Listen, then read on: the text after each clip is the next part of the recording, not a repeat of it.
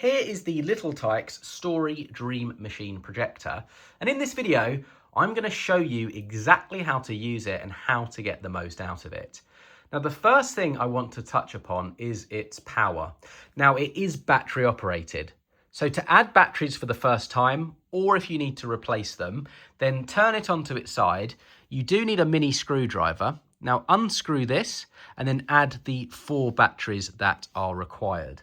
One thing I will say at this point is if after continued use you notice that your Story Dream Machine, it's kind of flickering or blinking as stories are playing, it indicates that the batteries are running low.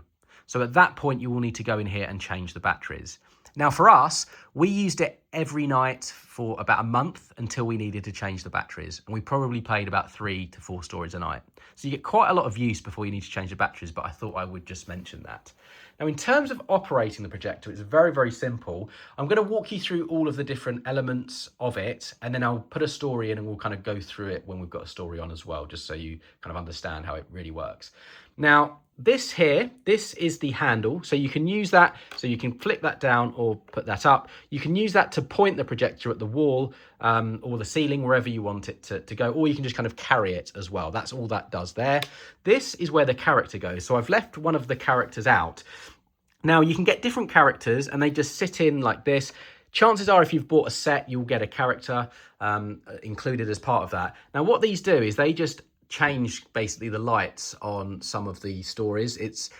They don't make much of a difference. They don't add to a story, but they just change some of the lights. So that's kind of all I would kind of consider there with that. And it just looks kind of good. If your little kid is kind of into something, so as an example, my child is into Paw Patrol, we put the Paw Patrol on and he just likes it being on there. So it's more kind of presentation as it is to purpose, but it does, as I say, change some of the light effects on stories. So just bear that in mind. So that's that.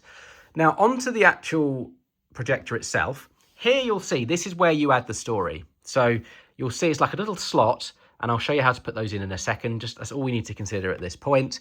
Here are the controls.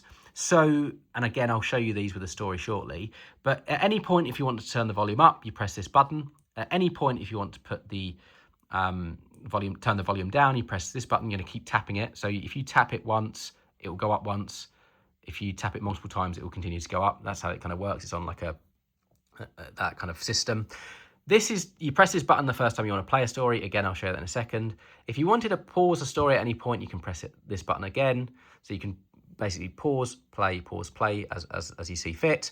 If you wanted to move forward in the story or move forward a slide, you press this button. And if you wanted to go back, you press this button. So imagine it is like a little cartridge. So it's like a presentation, and these buttons enable you to go through the slides in the presentation. Now, you don't really need to change the slides at any point. It does it automatically, but if you did want to go back or forward for whatever reason, you can do that. Now the next thing I want to show you is this is the focuser. So when you put the projector up to the wall, it may or may not be in focus. It depends where the wall is, where the projector is, how far away you are, kind of lighting, and also the stories as well. So sometimes you need to manipulate that, and it just makes it more clear. And all you basically do is you just kind of focus it until it kind of looks clear, and then that's it. I mean, sometimes you'll find you need to change this quite a lot. Other times you barely need to touch it. The other side of this is the eject button. If I press this, then what that will do is it will enable you to get this story cartridge out. So if I show you a cartridge, that's what it kind of looks like. And then you'll see on the left here, the little black bit there, that can help you align the story and put it in.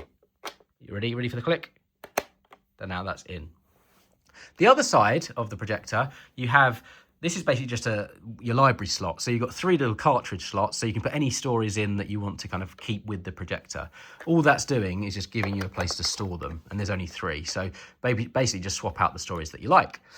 So that is all of the kind of buttons, if you like. Now let me kind of show you something else, which is really important to the operation and also what it can do. So here you'll see this X button, and then you'll see this kind of line. If it's on X, it's not really turned on. It's kind of like in standby mode. And if you press the play button, you can play this little tune. You can create some kind of nice light effects. And all I'm doing is pressing the play button to go through these, by the way. And then the last one is like a kind of white noise sound. Now this doesn't play endlessly. It will stop after about, yeah, 5 seconds, and then you need to press it again. You're going to go through the system again. So there's that. If you move this over, so this little toggle here, into the middle, then that is technically off. So I actually left it on standby mode, if you like. In the middle is off, nothing happens. And then if you go over to the line, so this is how to kind of turn it on as if you wanted to play a story. And you'll know that it's on because you'll hear the cartridge loading. So basically what it's doing is basically rewinding all of the slides. And we'll get a sound in a minute when it's ready. So I think this was the last story we listened to.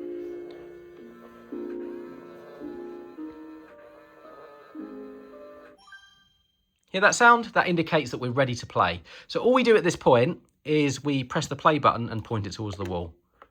Paw Patrol, Puppy Dance Party, adapted by Hollis James. So now we may need to adjust the focuser. Mayor Goodway was super. See, look, it's gone a bit blurry there because I put it too far to the left. Let's put it to the right. There you go. That is a bit more focused. I'm going to pause it, just so we can have a closer look. So I just paused it there. I just pressed that button and it paused the story. You'll see it's paused it on this slide. Now, if I wanted to skip forward a slide, let me go back a bit. Then I'll press that button there, do you remember?